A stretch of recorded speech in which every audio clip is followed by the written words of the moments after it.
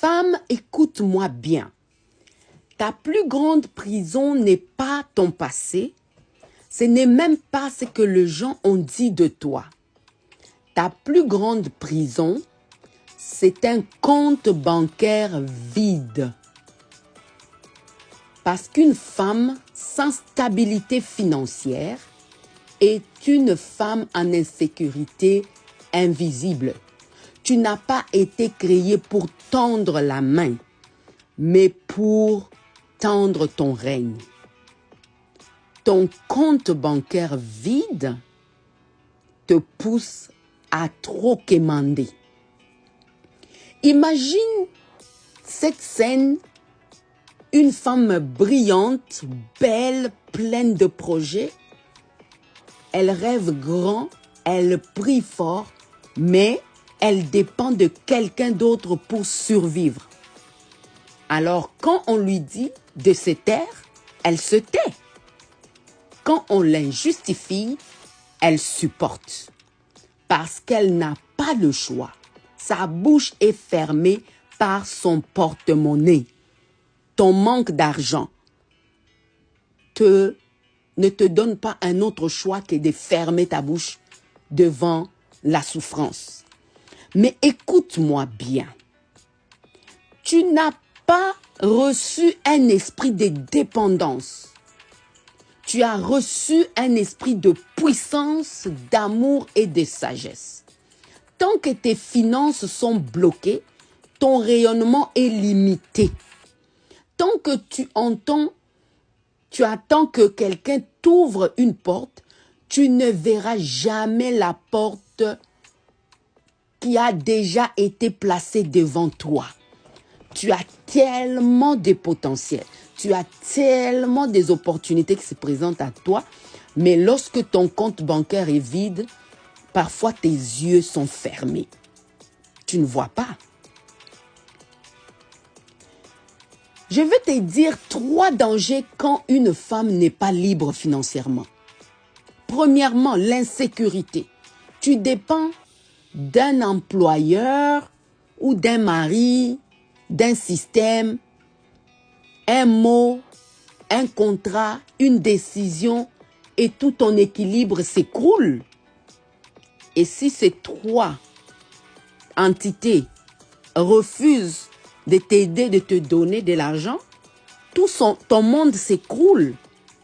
Deuxièmement, la crédibilité.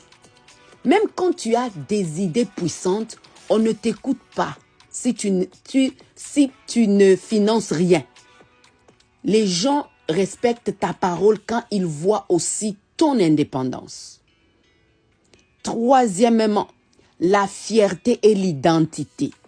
Tu commences à accepter moins que ta vraie valeur. Tu acceptes des paroles qui t'écrasent, des conditions qui t'humilient, parce que ton besoin parle plus fort que ta vision. Et ça, ma sœur, c'est un piège. Tes besoins ne doivent pas parler. C'est ta vision qui doit être en avant. Tes ambitions doivent beaucoup plus parler que tes besoins.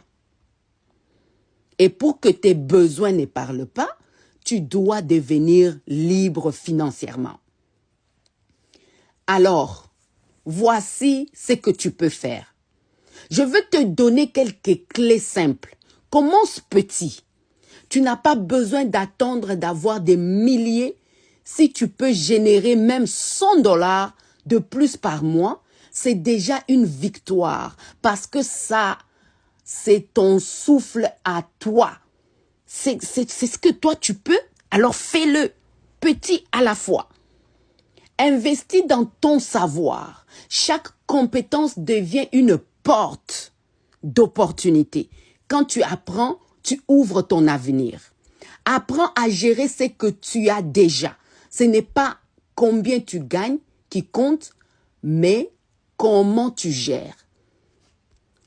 Certaines femmes gagnent peu, mais elles bâtissent des empires parce qu'elles savent multiplier. Et surtout, ose. Ose parler d'argent. Ose demander des questions, poser des questions Ose facturer. Ose dire mon temps, mon intelligence, mes mains, ma créativité ont une valeur. Ose vendre, ose proposer. Parce que si toi, tu ne valorises pas ce que tu portes, personne ne le fera à ta place. Femme, ta liberté financière, c'est ta dignité. Quand tu gagnes, tu élèves tes enfants. Quand tu gagnes, tu protèges ton foyer. Quand tu gagnes, tu bâtis ton empire. Alors lève-toi, brille, brise la honte, brise la peur, active ta prospérité parce que ta voix doit compter et ta voix compte davantage quand tes finances parlent aussi. Dieu ne t'a pas créé pour être en arrière-plan, dépendante et limitée. Il t'a créé pour régner, pour inspirer et pour protéger. Si tu es une femme prête à briller, à briser les chaînes financières, partage cette vidéo, abonne-toi et marche avec moi sur ce chemin de liberté. Parce que le monde attend ta voix, mais il attend aussi ton indépendance. Au plaisir.